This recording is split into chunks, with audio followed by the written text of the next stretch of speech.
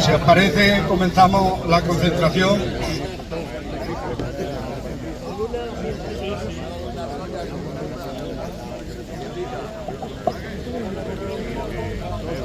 Hoy es día 6 de mayo.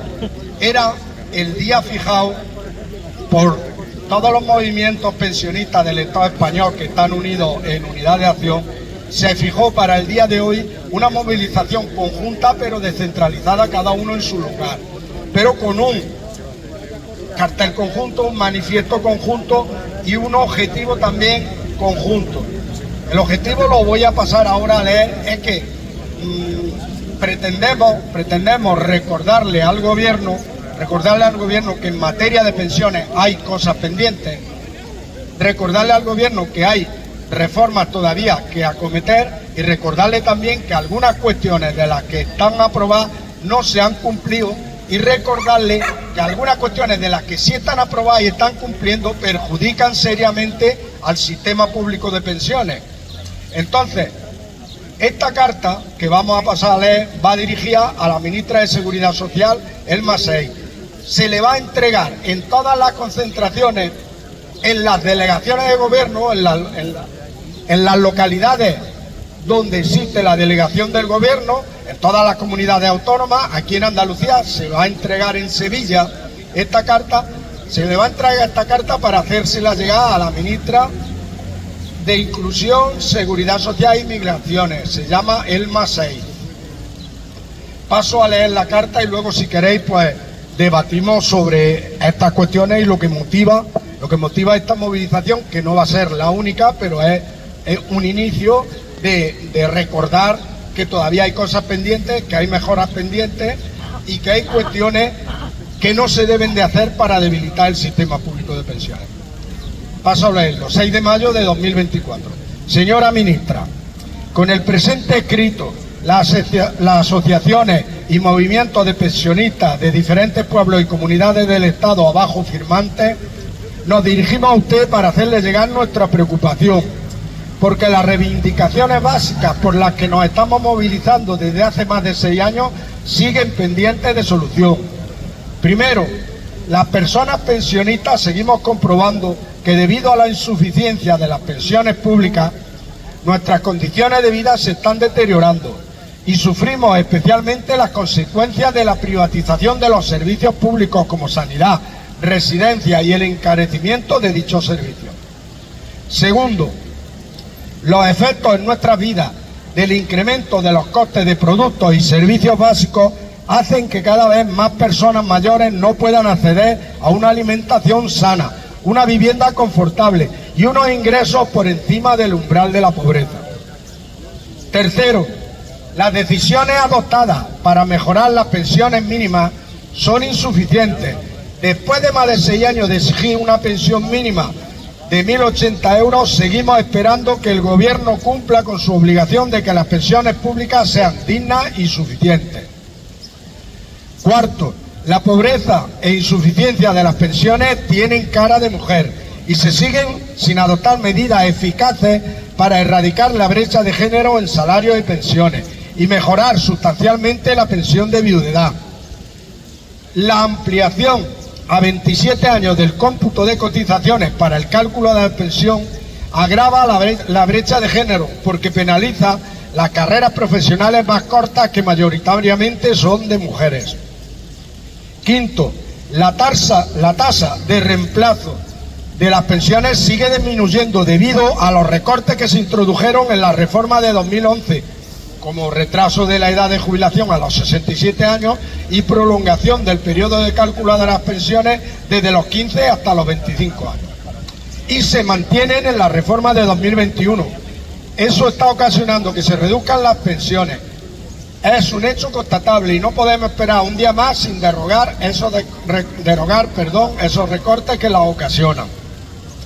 Sexto, nos resulta inexplicable que todavía no se haya realizado la auditoría de las cuentas de la Seguridad Social recogida en la Ley 21 de 2021 y que sigan sin derogar los coeficientes reductores a las jubilaciones anticipadas con 40 o más años cotizados. Séptimo, reclamamos que todo el esfuerzo que se está realizando por construir un sistema complementario de pensiones se emplee en garantizar el sistema público de pensiones públicas para mejorar las pensiones y la suficiencia de las pensiones actuales públicas. Pedimos que se derogue esa ley de creación de un fondo público de pensiones y que ni un solo euro de la Seguridad Social sea destinado a fomentar los planes privados de pensiones de empresas. Estas demandas, contempladas no solo en las líneas generales de su departamento, sino también en las decisiones concretas del mismo, estas demandas deben ser contempladas no solo en las líneas generales de su departamento, sino también en las decisiones concretas del mismo. Y consideramos que solo es cuestión de voluntad política hacerla realidad. Con el fin de hacerles llegar nuestras preocupaciones y conocer de primera mano las líneas de actuación de su departamento, les solicitamos que a la mayor brevedad posible concierte una reunión con nosotras y nosotros. Agradeciéndole de antemano su disposición a recibirnos, les saludamos atentamente. Y paso a leer las organizaciones firmantes. Asjubi 40, Asociación de Jubilación Anticipada sin Penalizar. COESPE, Coordinadora Estatal por la Defensa del Sistema Público de Pensiones. Movimiento de Pensiones de Euskal Herria. MAP, Movimiento Andaluz por la Defensa de las Pensiones Públicas. MODEPEN, Movimento Galego en Defensa de las Pensiones e os Servicios Públicos. Unidad COESPE, Coordinadora Estatal de Pensionistas, y Plataforma de Pensionistas de Badajoz y Móstoles. Pues bien, este mismo manifiesto, como decía, se estará leyendo, se leerá en las concentraciones que todas las plataformas pertenecientes a estos movimientos de pensionistas están realizando hoy lunes, o algunas que lo realizan el miércoles, se está leyendo. Esta carta se va a presentar solicitando, como veis, solicitando una reunión con la ministra, porque parece que da la falsa sensación de que sobre las pensiones no hay ningún problema. Y claro, habrá sectores de pensionistas pues que más o menos tienen un nivel medio de pensiones y no es la misma percepción y la misma realidad que quienes están recibiendo pensiones mínimas o quienes están recibiendo pensiones no contributivas. No es la misma realidad la que se vive en un caso y la que se vive en otro. Lejos de estar solucionado el problema del sistema público de pensiones, hay temas que mejorar. En el mismo cartel de la movilización lo decíamos, señalábamos y destacábamos 4 temas. Por ejemplo, se destacaba pensión mínima suficiente que equivalga al 60% del salario medio de España, acabar con la brecha de género en pensiones, auditoría, realizar ya la auditoría a las cuentas de la Seguridad Social, y ni un euro de los salarios de los trabajadores actuales para los planes de pensiones de empleo. Pues bien, como decía, esa era y son los objetivos que nos marcamos. No deja de ser un recordatorio, porque es una lucha que venimos manteniendo desde hace muchos años, pero si cabe es un recordatorio de que esto no está solucionado, un recordatorio a este gobierno y a la ministra que ostenta la responsabilidad de la Seguridad Social, de que esto no está solucionado, que hay cosas pendientes que solucionar y que lo tenga en cuenta. Y le solicitamos una reunión para trasladárselo con más detalle, para trasladarle qué espera los movimientos de pensionistas que representan a las jubiladas y jubilados de España, qué esperan de este gobierno, para trasladarle que no tiene que ser sensible a las grandes entidades financieras, a los grandes poderes económicos, que tiene que ser sensible a quien representa los sectores desfavorecidos, los sectores pensionistas, la mayoría de los pensionistas y la mayoría de la ciudadanía mayor y personas mayores del Estado español. Recordarle que, por supuesto, siempre va a haber lobbies y poderosos que van a intentar hacer presiones, pero recordarle que la nuestra no es una presión de la fuerza del poder. La nuestra es una presión de la razón, pero una presión de las mayorías, una presión de la justicia social para las mayorías, no para una élite deseosa de acumular y de acaparar más recursos. Y eso conviene de vez en cuando recordárselo, y conviene de vez en cuando decirle los asuntos pendientes, y en esa tarea estamos, y en esa tarea vamos a seguir. Sobre estas cuestiones, hay una cuestión que hoy quería que nos fijásemos sobre estos asuntos pendientes. Hay una cuestión que quería que hoy nos fijásemos, perdonad, especialmente, porque es una cuestión que puede encerrar peligro de debilitamiento del sistema público de pensiones, sobre todo para el futuro. Una cuestión que ya está aprobada por el gobierno, una cuestión a la que los movimientos de pensionistas nos opusimos, y una cuestión que está empezando su desarrollo y para la que pedimos, ya de entrada lo estamos diciendo, para la que pedimos que no se avance en el desarrollo, que se derogue esa ley, y también pedimos a los actores que tienen que participar para que se desarrolle, que no sean colaboradores en el debilitamiento del sistema público de pensiones. Me estoy refiriendo a los planes privados de empresas, que conviene, y quiero que hoy recapacitemos detenidamente sobre cómo influyen y cómo van a influir, si se sigue desarrollando hacia el futuro, cómo van a influir en las condiciones de vida y cómo van a influir en la sostenibilidad del sistema público de pensiones. ¿En qué consiste esta ley? Esta ley, aprobada en 2022, consiste en fomentar desde el Estado, la declaración de intenciones de la ley lo dice en el preámbulo, consiste en fomentar desde el Estado el ahorro privado de los trabajadores, para crear un segundo pilar de pensiones, el pilar de las pensiones privadas de empresas, negociada a través de la negociación colectiva con los representantes sindicales, fomentado con incentivos desde la parte estatal. ¿Y cómo va a operar el sistema? Primer punto, que ya va en la declaración de intenciones, el fomento desde el Estado, pero ojo, pero la gestión y los fondos se entregan a una gestión pública de entidades financieras y aseguradoras. El fomento corresponde al Estado, pero no son unas pensiones garantizadas por el Estado. Las únicas pensiones que están garantizadas por el Estado son las pensiones públicas del sistema público de pensiones. Estas no dejan de ser unas pensiones privadas y unos fondos de pensiones privados como los que ya existen individuales, pero negociados, fomentados por el Estado, negociados a través de la negociación colectiva en las empresas, pasan a un fondo privado que lo gestionan las aseguradoras y entidades privadas. Decimos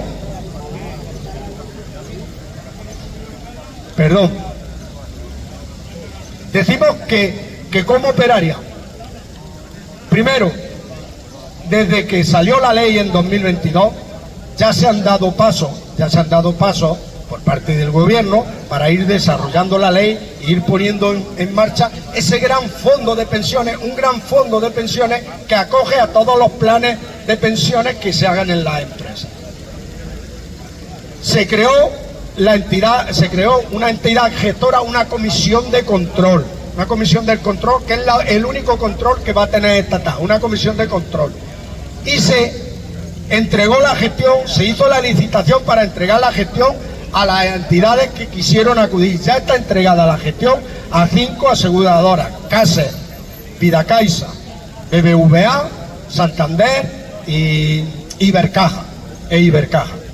Bueno, pues falta la otra parte, falta que se vayan constituyendo estos planes de pensiones de empresas. Resulta que ya tenemos un ejemplo. En la construcción, en el 7º convenio estatal de la construcción, la patronal y los sindicatos, comisiones obreras y UGT, firmaron en el convenio la creación de ese plan de pensiones de empresas y destinaban una parte de la subida. El convenio era de 2022 a 2024. destinaban una parte de la subida salarial que iban a tener cada año al plan de pensiones, aproximadamente un 1,25 el primer año. Entonces el primer año, si había un 3,25 de subida salarial, un 2% iba al salario y un 1,25 al plan de pensiones. Así en el 23 y así en el 24. En total, un total de un 3,5% de la subida salarial de ese convenio ha ido destinada a ese plan de pensiones. Va a entrar en vigor en 2024 porque en 2024, hasta 2024 se adelantaron y todavía no se había desarrollado la gestión de ese fondo, de ese gran fondo estatal de pensiones. Entra en vigor en 2024. Conviene también decir una cuestión. La única parte estatal va en el fomento, en otorgarle incentivos, en el fomento de ese fondo, otorgarle incentivos para que sea atractivo ese fondo, y la comisión de control. La comisión de control la van a formar 13 personas, 5 representantes de la administración del Estado, representantes de la Seguridad Social, altos cargos de Seguridad Social, 5 representantes, 4 representantes de las organizaciones empresariales, COE y CEPIME, y 4 representantes de las organizaciones sindicales, Comisión Obrera y UGT. Será la comisión de garantía, comisión de control. Pero decimos, en el momento que el dinero se otorga al plan de pensiones para ser gestionado por una entidad financiera, la entidad financiera es quien gestiona, quien invierte ese fondo, decide en qué sectores y en qué valores bursátiles invierte. El control, el resto de control y el resto de gestión lo lleva la entidad financiera. Segundo, y como decía, eso hace que sea un fondo privado. Mucho que lo llamemos planes de pensiones de empresas, es un fondo de pensiones privado. Nada tiene que ver con la seguridad social y con las pensiones públicas.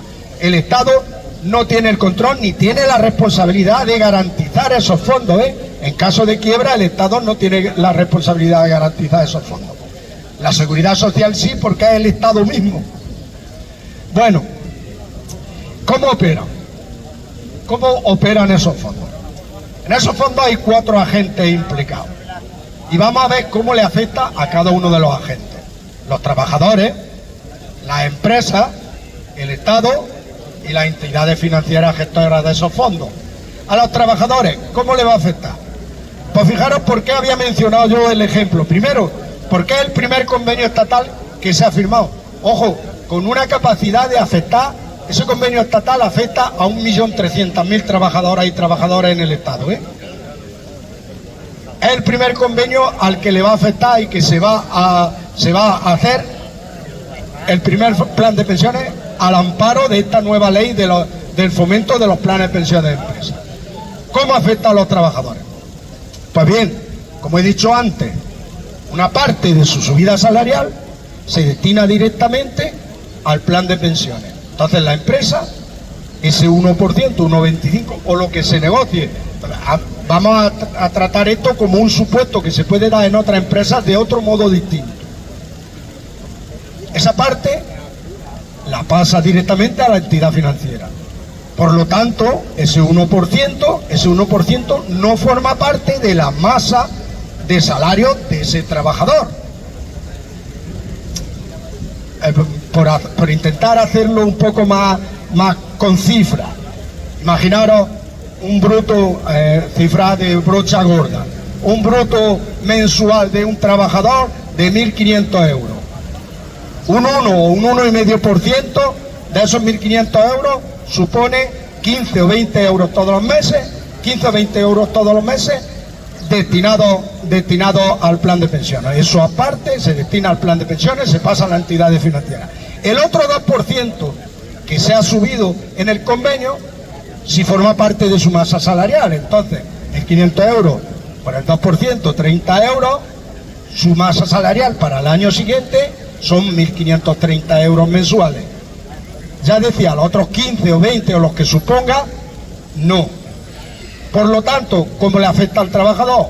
Primero, no cotiza a las pensiones públicas, no cotiza a las pensiones públicas por esa parte que se ha destinado a la pensión del plan de pensiones privado. Si no, eso sumaría sobre los 1.530 y sumaría 1.545, y en ese año había aumentado su sueldo en 45 euros más, cotiza a la seguridad social por esos 45 euros más. Y otra cosa importante, para posteriores subidas hay una cosa que se llama de subida consolidable. Al no consolidarse ese 1,5% del plan de pensiones en la masa salarial, cuando al año siguiente le haga una subida de otro 2%, otro 3%, se la hago sobre 1.530 euros, no se la hago sobre 1.545. Se pierde la parte de consolidación salarial. Eso deja de formar parte de su masa salarial. Entonces contribuye en dos factores negativos. Primero, reduce su masa salarial. Segundo, no cotiza y por lo tanto, muy importante, su pensión futura, su pensión pública de la seguridad social futura, se la calculan ya a partir de ese año en el que va reduciendo su aportación a la seguridad social. Va a ser más baja su pensión pública, va a ser más baja. Que dice, bueno, pero luego se complementa con la pensión privada, luego veremos a ver qué pasa con la pensión privada de empresa, pero su pensión pública en el futuro va a ser más baja. Son incuestionables, son los números. ¿Cómo afecta también? Afecta en el aspecto de inseguridad y desigualdad. Primero la inseguridad, porque decía, por eso he remarcado antes, que esto no es un fondo garantizado por el Estado. Ha habido fondos, ejemplos tenemos miles, ha habido fondos que han tenido en su negociación en bolsa y con los vaivenes de los mercados, ha habido fondos que han tenido rentabilidad, algunos. Ha habido fondos que han perdido dinero y ha habido fondos incluso que han quebrado, Está sometido a los vaivenes de los mercados, donde la entidad gestora coloque el dinero en cada momento, que lo va colocando, lo saca de un lado, lo saca de otro, buscando la rentabilidad, y si no busca la rentabilidad, o si hay intereses que no son exactamente los mismos que los de los trabajadores, lo invertirá en sectores a lo mejor más especulativos, menos especulativos. Eso tendría un día entero para ir hablando sobre todas esas cuestiones, pero no quiero detenerme mucho ahí. Simplemente decir que es un dinero que corre riesgo. Sin embargo, el dinero que cotizamos a la seguridad social no corre riesgo. El riesgo es que al contrario, se va revalorizando cada año. Eso opera prácticamente con las actualizaciones que se hacen de lo que cotizábamos hace 20 años, se va actualizando con el IPC de todos los años para ponerlo en el valor de los 20 años después. Si no, ahora alguien que cotizó hace 25 años por 500 euros, su pensión la recibiría de 500 euros y no la recibe porque se va actualizando. Se va actualizando y se va revalorizando. Y decía, muy importante también, la desigualdad. ¿Por qué? Primero, porque hay trabajadores, con este ejemplo que ponía, trabajadores que pueden cobrar 1.500 euros brutos, que luego en neto, cuando se descuenta IRPF y cotizaciones a la seguridad social, se quedan en neto en bastante menos. Hay trabajadores que están destinando un dinero a una pensión futura, que a lo mejor lo están necesitando en esos sectores más pobres, en esos sectores que cobran menos salario, lo están necesitando mes a mes, no en la pensión futura. Y sin embargo, como habíamos dicho, para su pensión futura ya lo cotizaría si lo cotiza a la seguridad social. Ahora es con la esperanza de luego recibir un complemento, pero no lo está cotizando a la seguridad social. Y sin embargo lo está dejando de recibir mes a mes, que es cuando más lo necesita. Luego hay otros sectores de trabajadores y de cotizantes que están en el máximo, o incluso muchísimo, bastante, que superan el máximo de cotización, el tope máximo de cotización. Por lo tanto, luego reciben lo que llamamos las pensiones máximas. Las pensiones están topeadas con un máximo y también con un mínimo. Por eso nosotros nos oí decir siempre pensiones mínimas, claro, nos tenemos que preocupar de las mínimas. No quiere decir que el resto no nos preocupe, pero ¿quién es más preocupante? Las pensiones mínimas. Bueno, las pensiones están topeadas, como decía, con un máximo.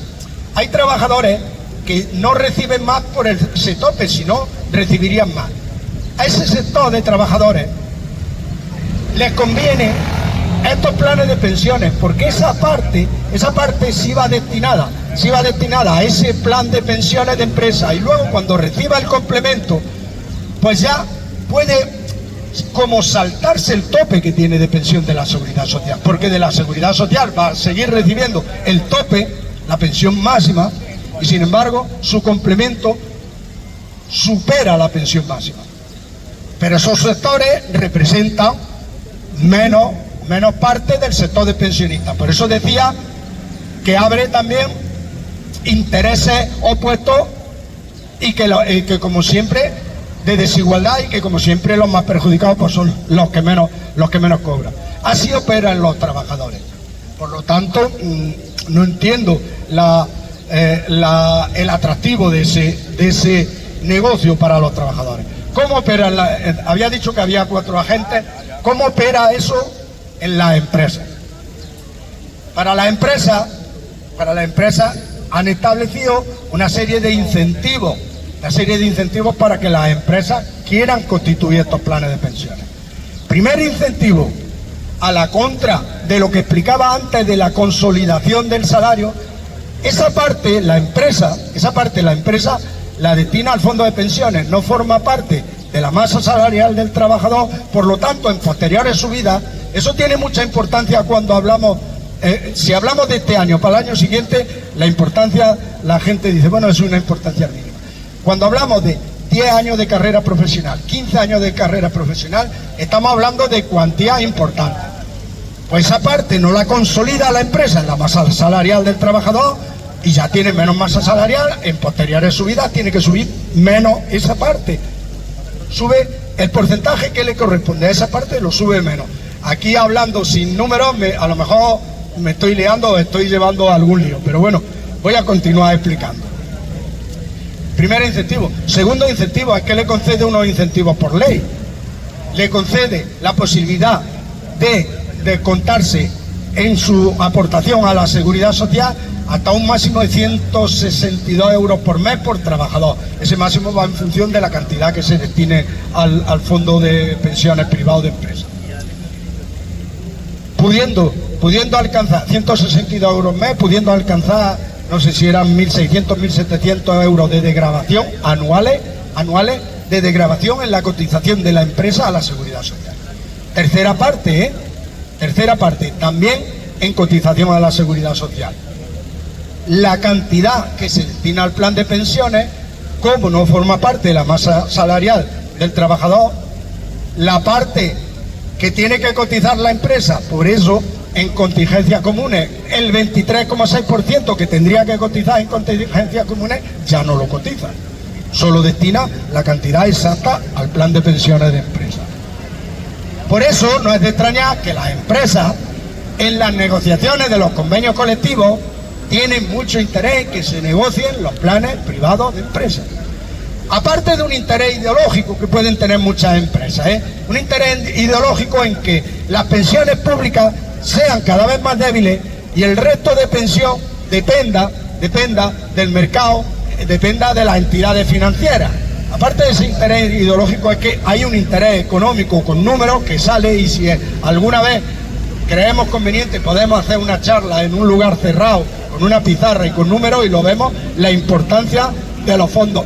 Solo decir que como resumen de los ahorros, bueno, ahora después lo diremos porque no me he fijado en los otros dos agentes. El otro agente, el Estado, luego diré el resumen de las cantidades ya globales, porque estamos hablando 15, 20 euros para un trabajador de la construcción, y luego vamos a hablar de las cantidades globales. El Estado, el otro agente, el Estado solamente pierde. El Estado lo que hace es pasar dinero a las entidades privadas y a los incentivos. El Estado solamente pierde. Fijaros que ¿quién pierde? El Estado a sí mismo se debilita. El Estado, que es el que tiene que cuidar lo colectivo, El Estado, que es el que tiene que cuidar lo común para garantizar una vida digna y para garantizar un bienestar a la ciudadanía. El Estado pierde, pues pierde dos cosas. Otro incentivo que se me había olvidado, perdón, el incentivo de las empresas, si ahí no acaban los incentivos de las empresas. Se pueden descontar hasta un 10% del impuesto de sociedades. Un 10% de las cantidades destinadas a planes de pensiones, también del impuesto de sociedades. No habían acabado los incentivos para las empresas. El Estado, ¿qué pierde? Primero, directamente, por inversa, ese 10%, deja de ingresar ese 10% de impuestos de sociedades, pero es que en la parte de seguridad social, que corresponde al Estado, deja de ingresar el 23,6% de contingencias comunes de seguridad social y deja de ingresar el 10% que le ofrece como posibilidad para desgravarse el 10% de lo destinado en los planes de pensiones. Todo es dejar de ingresar. Además de los recursos que ha destinado a fomentarlo y a ponerlo en marcha para luego entregárselo a las entidades privadas. Cuando ya está puesto en marcha y ya se recibe la bolsa de fondos, se lo entrego a las entidades privadas. Ese es cómo le afecta al tercer agente. Y el último agente, las entidades aseguradoras. Las entidades aseguradoras, ¿qué ganan? Fijaros en una cosa, voy a decir una cosa que puede parecer contradictoria, pero ahora la aclaramos. Una de las cuestiones que sí pone la ley de estos planes de pensiones es que tienen que tener unas comisiones de gestión, que son las que cobran las entidades estas aseguradoras y financieras, inferiores a las que tienen actualmente los planes de pensiones individuales. Y las han puesto y las han fijado. Esa parte era la que le correspondía al Estado, y la han puesto y la han fijado. Van a tener unas comisiones, creo que entre el 0,3 y el 0,6% de lo destinado se lo lleva la entidad aseguradora de comisiones de gestión. Entonces, decía, puede resultar contradictorio. Dice, bueno, si le van a hacer que se estrechen en los márgenes de las comisiones, claro, pero las entidades aseguradoras hasta ahora ya tienen la posibilidad de los planes de pensiones individuales, y los planes de pensiones individuales cada vez están bajando más por esas cuestiones y esos peligros de que no dan tanta rentabilidad como te dicen en las propagandas, no están tan garantizados como te dicen en las propagandas, y solo si quieres tener una parte sustancial cuando recibas en forma de pensión, cuando te jubiles, si quieres tener una parte sustancial, tienes que hacer unas aportaciones muy grandes mes a mes. Que nadie piense que con 15 o 20 euros mes a mes va a tener luego un complemento de pensiones altísimo. Luego va a tener un complemento también de esos 15 o 20 euros en el mejor de los casos. Eso que nadie lo piense. Bueno, eso estaba originando que los planes de pensiones individuales están en retroceso, y casi un 80% de las personas que tienen desde hace 20 años ya o más constituidos en España planes de pensiones, en los últimos años no hace aportaciones ninguna, porque no puede o porque no lo ve rentable. Y las aportaciones que se están haciendo a los planes de pensiones individuales se están haciendo solamente por un 15, un 20% de personas, que son los que cobran salarios más altos, los que pueden destinar a esos planes de pensiones individuales. Entonces, ¿qué ganan las entidades financieras? Pues ganan las entidades financieras, a pesar de que se les reduce el margen de gestión, que de golpe le van a entregar 1.300 trabajadores aportando, 1.300.000 trabajadores aportando ese plan de pensiones. Se me ha olvidado decir una cosa, ese plan de pensiones está adjudicado a Vidacaixa. Vidacaixa es quien va a gestionar ese plan de pensiones. Bueno, ganan eso, ganan un volumen de negocio que no eran capaces ahora mismo de echarlo a andar, que no eran capaces de hacerlo crecer, y sin embargo, fomentados desde el Estado, le van a hacer crecer a ese volumen de negocio. Ganan los directivos, ojo, ganan los directivos, que hay que fijarse mucho, gana la entidad financiera y los directivos, hemos todos oído hablar de los bonus, los no sé qué, los no sé cuántos, las primas, todas esas primas y todos esos bonos los cobran los altos directivos, gestores de estos fondos, van a ganar porque van a manejar un recurso muchísimo más grande, y esos incentivos van a ser más grandes para ellos. Por eso no es de extrañar que, aparte de la entidad financiera en sí, haya siempre marasmo, una telaraña de gente abajo, que los llamamos directivos, que muchas veces decimos, bueno, esos son trabajadores, aunque altos directivos son trabajadores, sí, pero son trabajadores muy interesados, ¿eh? Son trabajadores muy interesados para su interés particular. Son trabajadores muy interesados en que le funcione su interés particular, y si se tiene que perjudicar el interés general no le va a importar, ¿eh? No nos engañemos con eso. Eso ganan las entidades financieras. Aparte también, como decía, con las empresas, aparte del componente ideológico, es una forma de introducirse en manejar una parte. Estamos asistiendo al inicio, pero de manejar una parte cada vez más grande del ahorro de los trabajadores en sus cotizaciones, que iba destinado al Estado, lo gestionaba el Estado y se lo devolvía en forma de pensión cuando llegaba a jubilarse. Fue una forma de gestionar mes a mes, gestionarlo para su negocio, meterlo en el mercado de su negocio, de una parte de eso. Ganan mucho. Entonces, hemos visto cómo opera en cada uno. Hemos visto el peligro que puede encerrar esto. ¿Qué negocio podemos hacer? ¿Qué negocio hacen los trabajadores, las clases populares, los más desfavorecidos? ¿Qué negocio hacen con esto? ¿Qué incentivo, qué atractivo puede tener esto? Entonces, esto hay que decírselo al gobierno, que no camine por ahí. Eso es lo que quieren los grandes capitales de la Unión Europea, que no hacen más que presionar a todos los gobiernos, al español y entre otros, para incentivar cada vez unas pensiones públicas que representen más una pensión de subsistencia y unos complementos y unos negocios de las entidades financieras privadas, como en algunos países existe. En España no existe y cada vez quieren introducirlo. Pedimos al gobierno, para eso ha sido el rechazo, para eso son todas estas reuniones.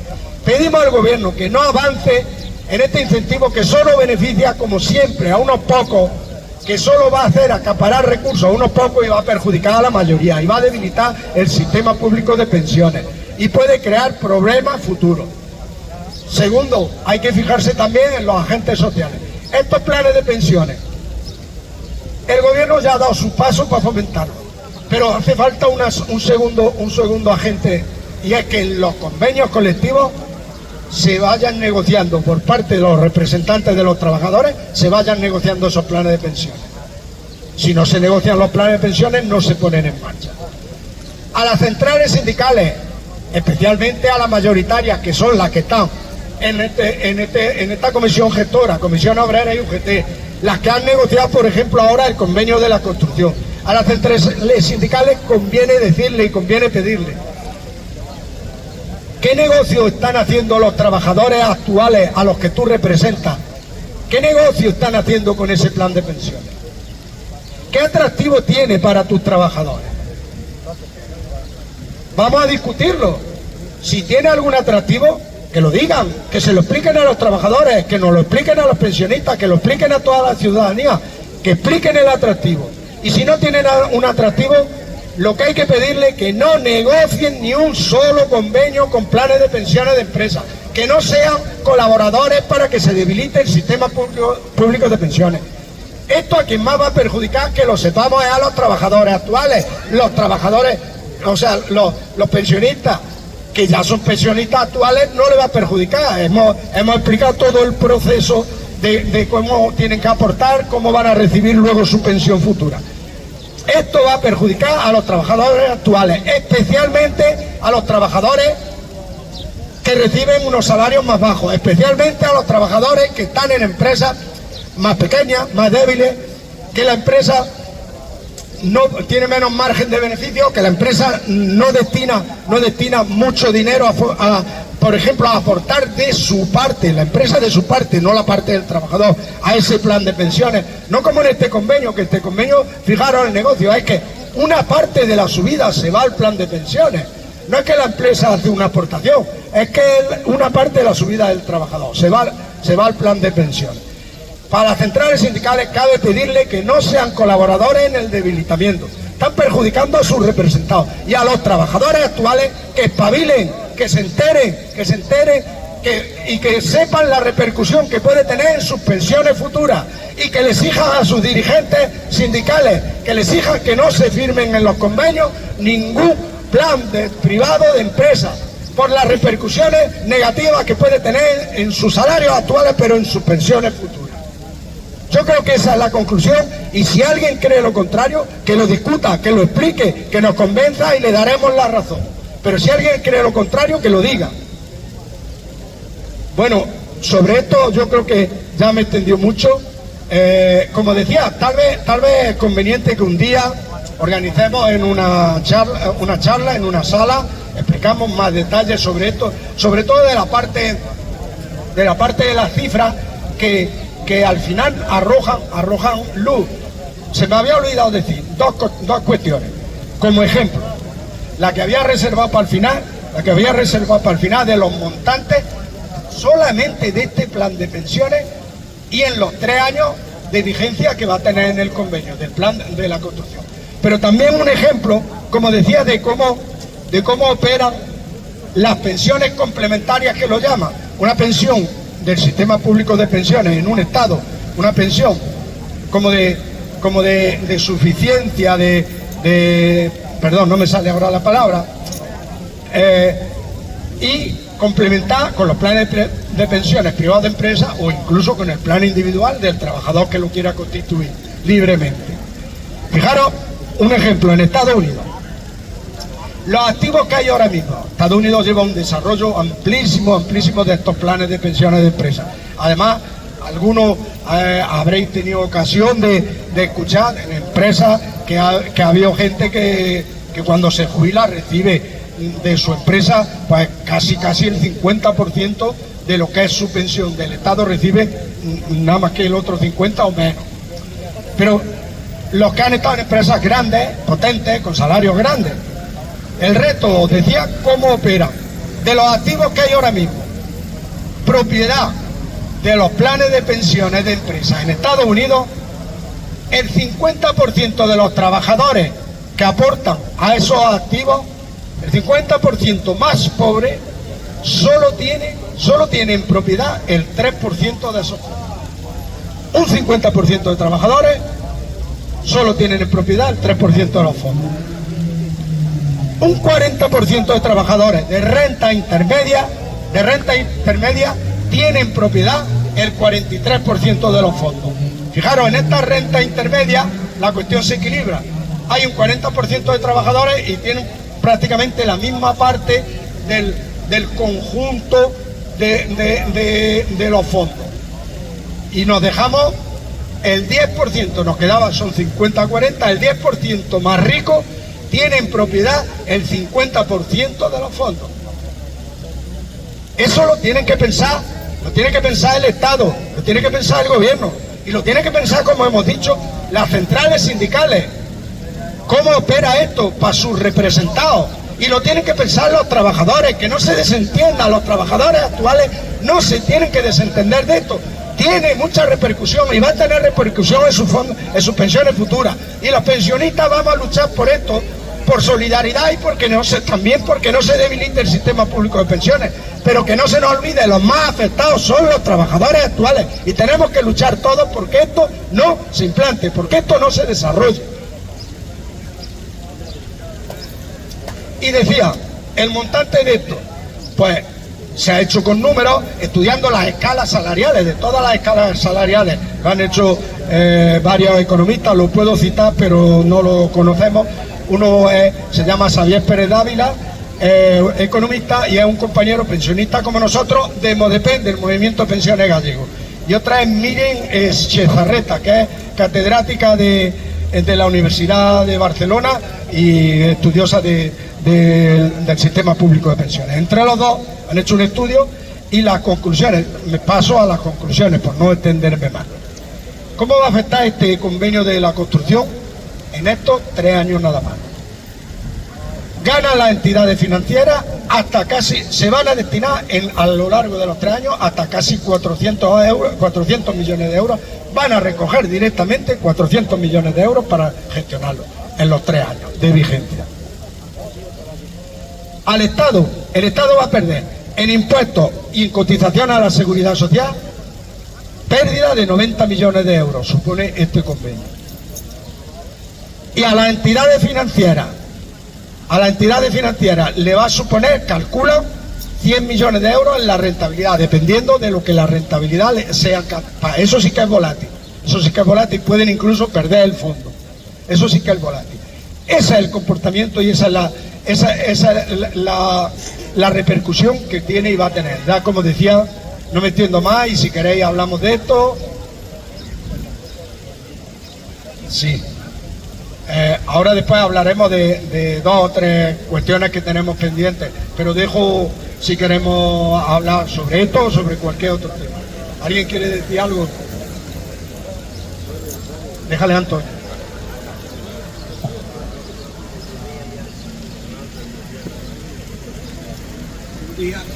Hay una cuestión que tiene algo que ver con esto, y es que resulta que el día 1 de mayo ya se habló precisamente de las pensiones. Nuestro querido Hernández de Cos, el presidente del Banco de España, dice concretamente que con los aumentos que ha habido en la vida laboral en el 2023, que ha sido muy poco lo que se ha conseguido de renta mayor para la seguridad social. Lo que sí, al mismo tiempo, lo que indica es que con eso no hay bastante para hacer sostenible el sistema público de pensiones. Y al mismo tiempo, ese día, el Fondo Monetario Internacional insiste todavía también más en que hay que subir los años de trabajo y restringir también lo que se aporta a pensiones, que siempre los palos van al mismo sitio. Y hay también otra cuestión importante que últimamente yo sospecho mucho, porque habla de migrantes. Resulta que efectivamente hay un compañero de Gambia que se está preocupando mucho por la pensión de los migrantes que han venido aquí, que la mitad de ellos están trabajando en negro, porque el trabajo no se lo reconocen, y entonces personas que llevan aquí ya 15 o 20 años, puede llegar el momento en que les toque pensiones y no va a haber quien se las pague. Ayer también o anteayer salió otra noticia con respecto al montón de personas que han venido aquí de Sudamérica, y en ese sentido han ajustado la cuenta del dinero de divisas que ellos mandan a su familia, porque están fatal, y desde lo que ganan aquí se aparta una cantidad relativamente pequeña, pero que en total es una cantidad muy grande, y ojito con esa fuga de divisas. No se tiene en cuenta precisamente todas las que hacen quienes tributan en Luxemburgo y el demás sitios.